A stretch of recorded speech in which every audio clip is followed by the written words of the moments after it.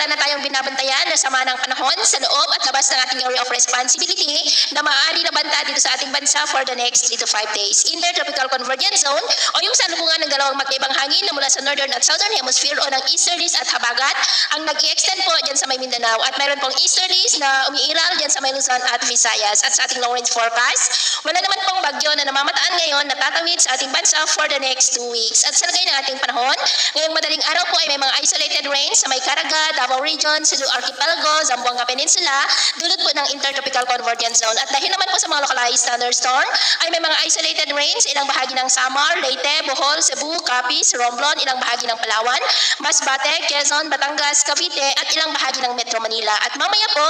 ay sisikat ang araw sa malaking bahagi ng bansa pero may tsansa pa rin ng cloudy skies with isolated rains sa may Sulu Archipelago, Zamboanga Peninsula, Sorsogon, Davao, Bislig, Siquijor, Tagbilaran, Ormoc, Samar, Masbate, Romblon, Mansalay, Camarines Sur, Marinduque, Nasugbu, Cavite, at ilang bahagi pa ng Metro Manila. At mamayang hapon, mas maraming lugar ulit ang makakaranas ng mas kaulap na kalangitan with isolated rains, lalo na po sa malaking bahagi ng Mindanao, ilang bahagi ng Visayas at western section ng Luzon. Kaya kung lalabas po tayo sa ating matahanan, ugaliin po natin lagi ang magdala ng kahit anong panangga natin sa init ng araw at proteksyon na rin po sa mga biglaang buhos ng ulan. At sa atin naman pong mga baybayin, wala na po tayong nakataas na anumang gale warning signals, pero may pag-ingat lamang po kung papalaot tayo para po mas makaiwas sa mga sakuna.